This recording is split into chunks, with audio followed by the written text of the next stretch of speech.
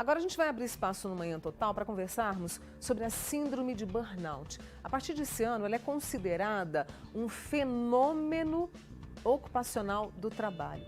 Essa síndrome, a síndrome de burnout, ela é caracterizada pelo esgotamento profissional, aquele esgotamento físico, mental, que deixa a pessoa assim sem qualidade de vida, né? Como eu disse para vocês, o físico e emocional ficam no prejuízo. Aí nós convidamos a psiquiatra, a doutora Ana Carolina Chaves Alúcio, que está conosco, para explicar como, a partir de agora, essa síndrome, né, ela é considerada. Ana, obrigada por ter vindo mais uma vez. Obrigada, Mônica. E agora ela é esse fenômeno ocupacional do trabalho. Como é que é isso? O burnout ele já era classificado na CID-10, né? Que é o código de classificação de lá 18 anos atrás. Ele já estava, mas era muito mais sucinto a classificação dele, né? Ele era tido como um estado de exaustão vital. A mudança para a CID-11, né, que começou a valer a partir de agora, deste ano, é que ela foi mais bem trabalhada, vamos falar assim, né? Então, hoje ela é considerada uma síndrome de esgotamento relacionado ao trabalho, né? Um problema que eu tive no trabalho que eu não consegui resolver bem. E isso trouxe repercussões para a minha saúde. Então, a gente tem as 3 dimensões assim, da síndrome, né? Que a gente tem essa exaustão, esse esgotamento, uma falta de produtividade no trabalho e de engajamento, né? O que antes me fazia sentir feliz, agora já não faz mais. Então, para a gente fazer esse diagnóstico, assim, ela ainda não foi considerada no capítulo de doenças ou transtornos mentais, né? Ela está ali ainda de fatores que prejudicam e estão relacionados à nossa saúde. Então, por isso que ainda existe essa discussão, né? Em que alguns especialistas acham que é doença, outros falam que não. Mas pela primeira vez ela foi associada ao trabalho, né? O burnout ao trabalho. E aí você trouxe essas 3 situações, né? A falta de engajamento, de produtividade, a falta de sentido naquilo que fazia e parece que já não faz sentido mais. E tem alguns sintomas físicos muito expressivos, a síndrome de burnout? Ela pode ter, ela tem sintomas emocionais e sintomas físicos também, né? Certo. Eu posso ter sintomas de dores, que na verdade tem muito a ver com essas alterações de humor, né? Então, às vezes a gente tem ali a irritabilidade, a tensão e eu acabo ficando com dores no corpo, dores no estômago, por exemplo.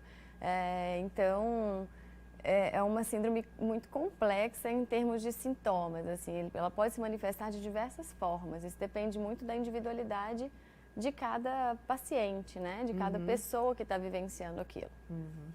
Você quer fazer uma pergunta para Ana Carolina, que é psiquiatra, falando com a gente sobre esse fenômeno ocupacional do trabalho, que agora a síndrome de burnout passa a ser considerada? 99897.000 é o nosso WhatsApp. E aí eu fico pensando, diante dessa decisão, dessa mudança, digamos aí, né, no CID, com a pandemia, percebeu-se mais esse tipo de situação? Pessoas esgotadas, assim, no limite? Sim, a experiência clínica, né, Mônica, que é o que eu posso dar. Assim, eu vi ali alguns estudos relacionando a piora dos transtornos mentais, inclusive outros colegas falando da piora mesmo da síndrome de burnout, chegando mais no consultório. Mas a minha experiência clínica é de uma piora generalizada, né? Assim, a gente teve um aumento de procura no consultório por diversos transtornos mentais. Né, depressão, ansiedade, alcoolismo, transtorno de estresse pós-traumático, toque. Eu acredito sim numa piora desse esgotamento relacionado ao trabalho, porque com a pandemia, muitas pessoas foram para um home office. E aí, às vezes, fazer essa diferenciação ali entre casa e trabalho ficou muito difícil. Então, houve um volume muito grande de trabalho que muitas pessoas assumiram, né? Assim, ou as empresas, né? Assim, colocaram essas metas maiores e acabaram sobrecarregando do ponto de vista laboral, né? Aqueles indivíduos. Então, acredito que tem a ver com esgotamento do ponto de vista de trabalho também. Ana, e a gente tem aí, como você disse, né, vários transtornos, assim, distúrbios foram percebidos durante essa pandemia. Como excluir? Como saber? Porque o diagnóstico da síndrome de burnout, ela também é um pouco complicada. Vocês vão por exclusão? O diagnóstico, ele é assim.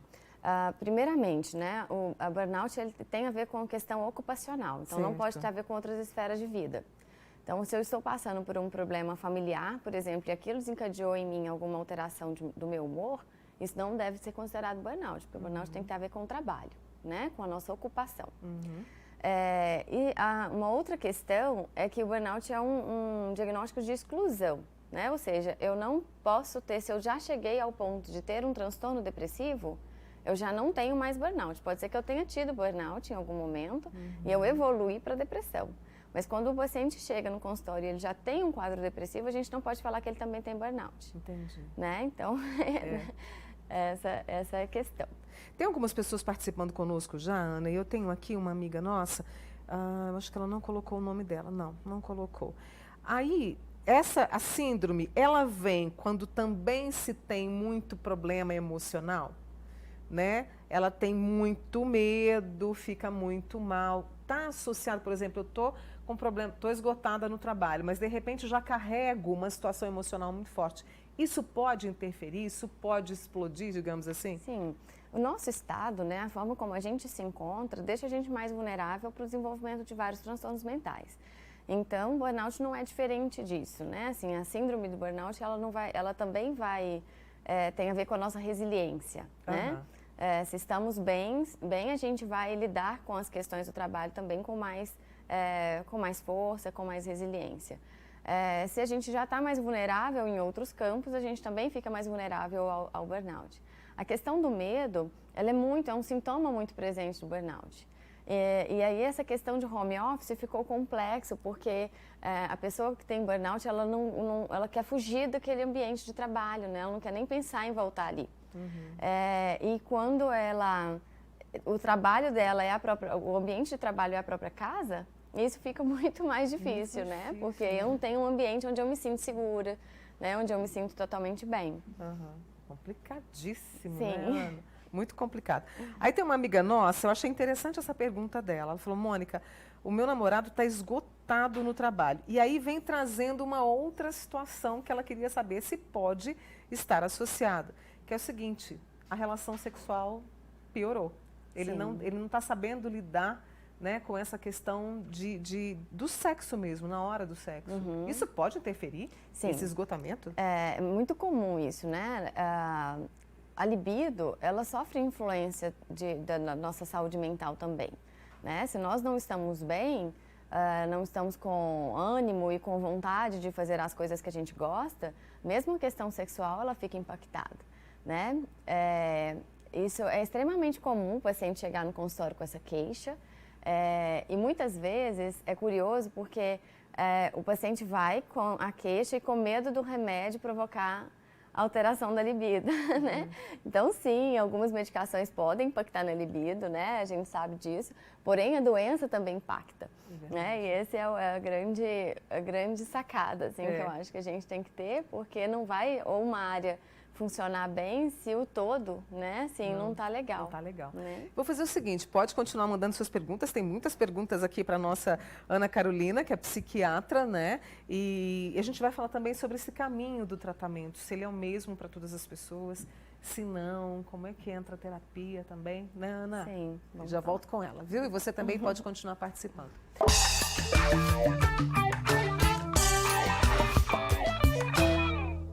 Nós estamos falando hoje no Manhã Total sobre a síndrome de burnout, considerada agora, a partir desse ano, como fenômeno ocupacional do trabalho. Essa síndrome é caracterizada pelo esgotamento profissional, que acaba afetando a qualidade de vida, tanto físico quanto emocional. E eu estou conversando com a psiquiatra, a doutora Ana Carolina Chaves, a Lúcio, que está aqui com a gente. Antes de voltar com as minhas perguntas, viu, Ana Carolina, quero trazer aqui mais dúvidas dos nossos amigos que estão acompanhando essa conversa. O nosso amigo aqui, o Rony, ele é ex-policial penal. Está em tratamento psiquiátrico há 8 anos. Diagnóstico transtorno bipolar, síndrome do pânico e depressão. Aí ele se perguntou, será que eu posso ter esta síndrome? Rony, então, é possível que você tenha tido, né, de qualquer forma, mas diante dos diagnósticos que você tem hoje, né, que é o transtorno bipolar, a depressão e a síndrome do pânico, né? Isso. aí eu já acho que o diagnóstico de burnout já não cabe, tá? Nesse momento. O seu trabalho, né, estressante como acredito que deveria ser, pode ter sido um fator desencadeante, né, e um fator de agravamento para suas doenças, né, seja depressão, transtorno bipolar, a própria síndrome do pânico, elas são agravadas pelas nossas condições de trabalho. Mas eu não acredito que você tenha tido apenas, né, assim, entre aspas, né, a síndrome de burnout, porque não é só isso, né, gente, a síndrome de burnout já é muito, mas é um diagnóstico que se sobrepõe, né, se a gente tem um transtorno depressivo, se a gente tem um transtorno de ansiedade ou transtorno bipolar, eu não posso dizer que eu tenho síndrome de burnout. Tem um amigo nosso que está perguntando, Mônica, me surgiu uma dúvida.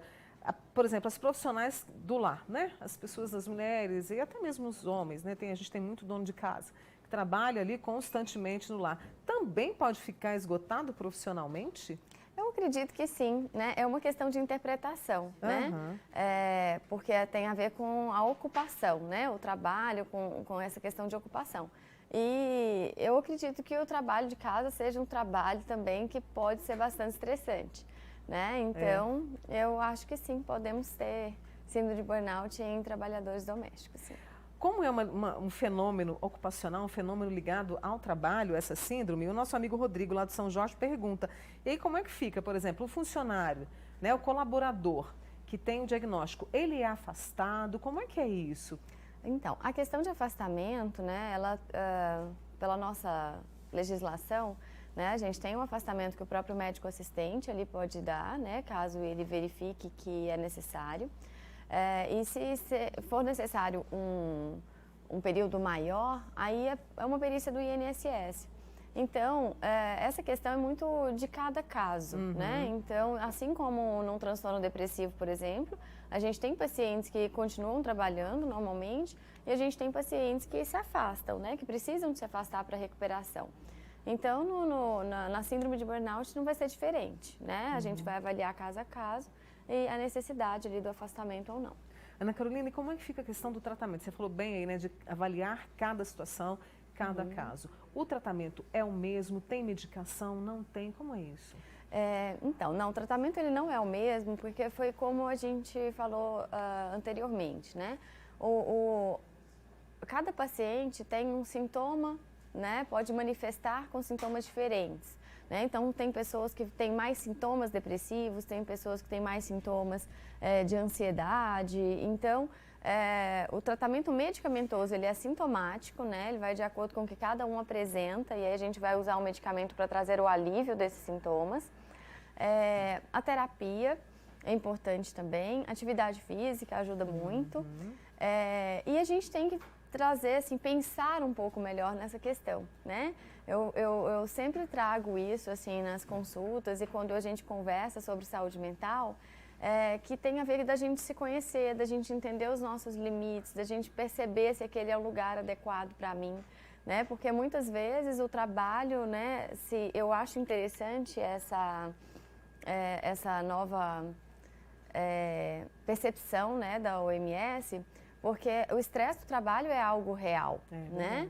E é algo que, independente se está associado à síndrome de burnout ou não, ele já é considerado, né? O estresse do trabalho é considerado um fator de risco, um fator desencadeante para doenças mentais. Então, a gente tem que trazer isso à luz, né, assim, da sociedade, e a gente discutir mais sobre isso mesmo, para a gente chegar numa visão mais uniforme aí do que significa essa síndrome, do impacto que isso tem na sociedade, na economia, né? E aí a gente tentar trazer mais saúde para o trabalhador, né, mesmo, né, enquanto saúde pública.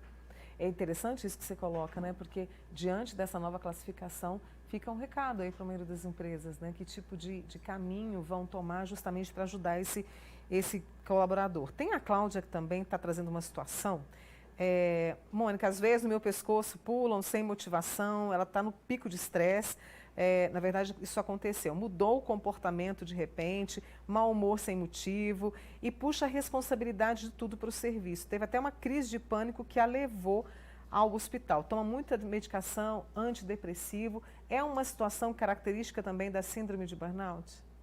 Então, mais uma vez, assim, eu acho que pode ter a ver, né, assim, com a questão do trabalho, mas pelo que eu entendi também já tem essas crises de pânico, né, acontecendo.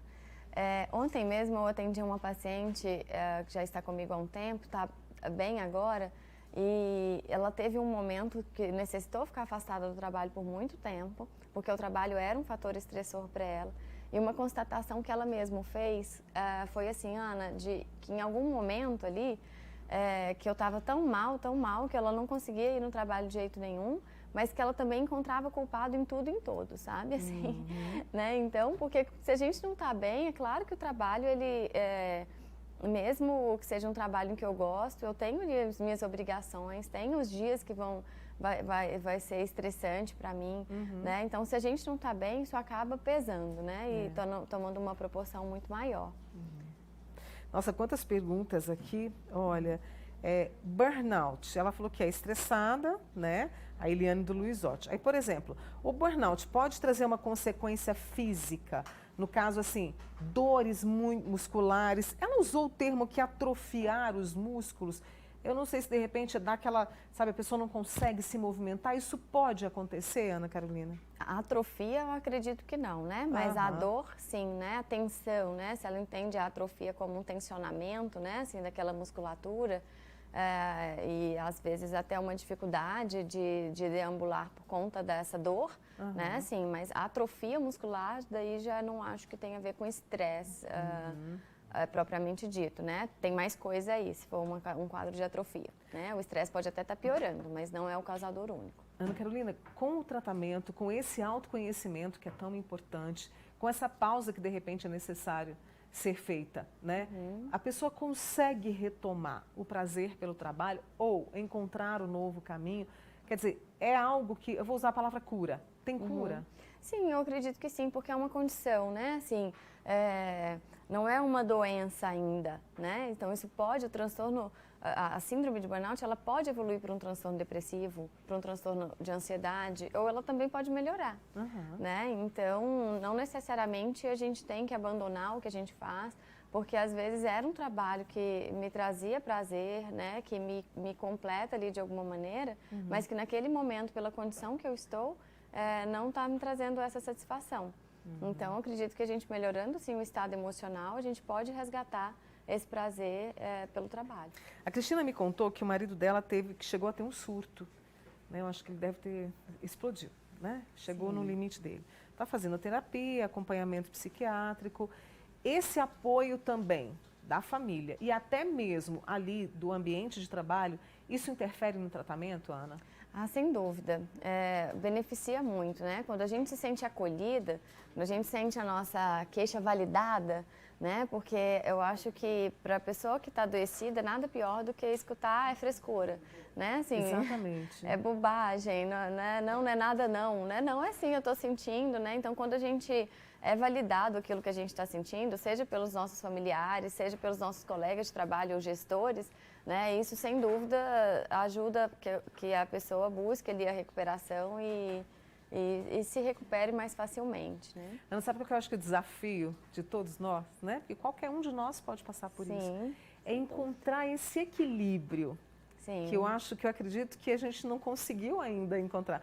Talvez eu esteja generalizando, mas algumas pessoas, eu acho que a maioria, ainda não conseguiu encontrar esse equilíbrio, né? Ali do trabalho, do propósito, do lazer, do pessoal, do individual, não é?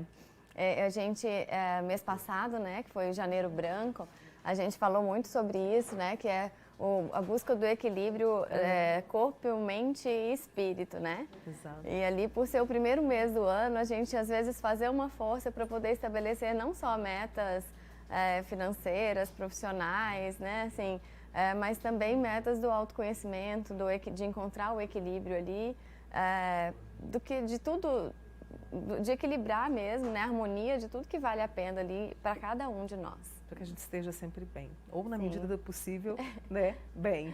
Sim. Ana Carolina, obrigada, viu, pela sua participação aqui. Volte sempre amanhã total com essa leveza obrigada, sua. Obrigada. Ana Carolina Chaves Alúcio, que é psiquiatra, com a gente aqui hoje, trazendo um pouco mais sobre a síndrome de burnout, considerando agora fenômeno ocupacional do trabalho, né? Muito bem.